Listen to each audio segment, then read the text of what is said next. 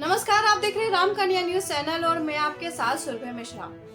अनैतिक संबंधों में रोज रोज पत्नी द्वारा रोड़ा बनने से नाराज पति ने जिस पत्नी के साथ 7 फेरे लेते हुए साथ जीने मरने की कस्में खाई थी, उसी पत्नी को गोली मारकर हत्या कर दी और शव को रोड पर फेंक कर भाग छूटा।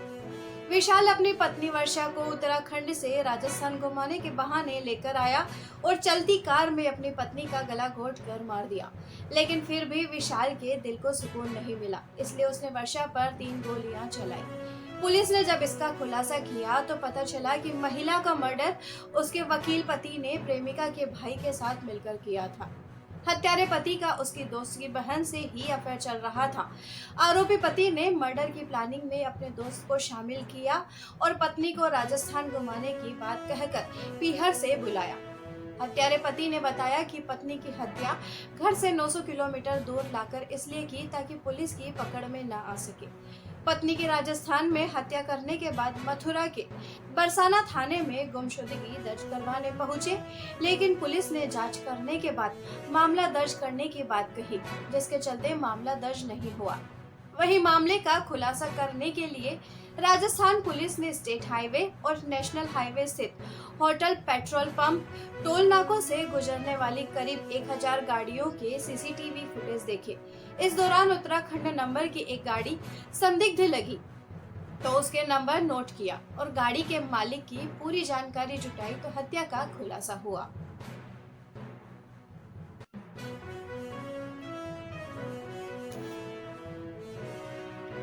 पाली जिले के अटपड़ा गांव के पास 19 जून को हाईवे पर एक महिला का शव मिला था। सीने पर 3 गोलियों के निशान थे। पुलिस ने जब इसका खुलासा किया तो पता चला महिला का मर्डर उसके वकील पति ने प्रेमिका के भाई के साथ मिलकर किया था। हत्यारे पति का उसकी दोस्त की बहन से ही अफेयर चल रहा था। आरोपी पति ने मर्डर की प्लानिंग में अपने दोस्त को शामिल किया और पत्नी को राजस्थान घुमाने की बात कहकर पीहर से बुलाया था। ब्यावर के पास चलती कार में उसका गला घोटा और शव को फेंक दिया।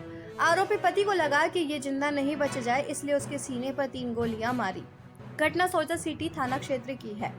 एसपी चोनाराम जाट ने बताया, मृतका की पहचान वर्षा चौहान 35 साल निवासी वार्ड संख्या 3 गुजरातियन मोहल्ला जसपुर जिला उधम सिंह उत्तराखंड के रूप में हुई।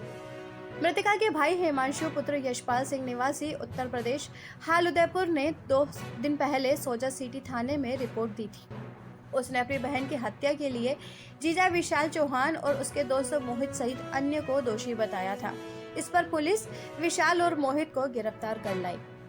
वर्षा का पति विशाल चौहान वकील एडवोकेट है। आरोपी ने पूछताछ में बताया, वर्षा की हत्या घर से 900 किलोमीटर दूर लाकर इसलिए की ताकि पुलिस की पकड़ में न आ सके। आरोपियों से पूछताछ में सामने आया कि विशाल का अपने दोस्त मोहित उर्फ मन्नी पुत्र वीरेंद्र ब्राह्मण की बहन से अवैध संबंध था। यह बात मोहित को पता थी, इसलिए मोहित का खर्चा भी विशाल उठाता था। सीओ सोजा सिटी देरावर सिंह सोढ़ा ने बताया, मोहित ने विशाल पर उसकी बहन से शादी करने का दबाव बनाया।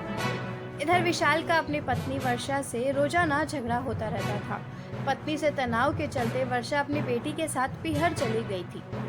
ऐसे में विशाल ने बताया कि दोस्त की बहन के साथ घर बसाने के लिए पत्नी की हत्या की प्लानिंग बनाई और देसी कट्टा खरीदा। विशाल ने इसमें अपने दोस्त मोहित को भी शामिल किया।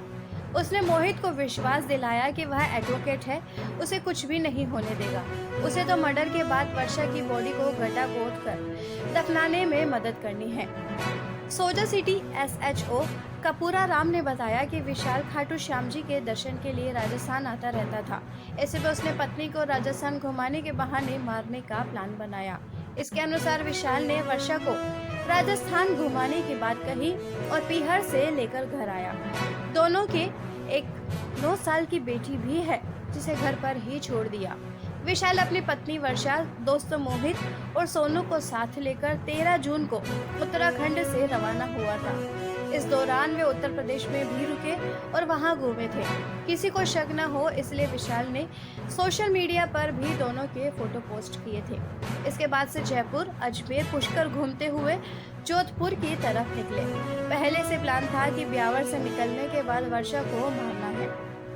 ब्यावर शहर से निकलने के बाद विशाल ने वर्षा को ड्राइवर के पास वाली सीट पर बैठा दिया। विशाल और मोहित पीछे बैठ गए।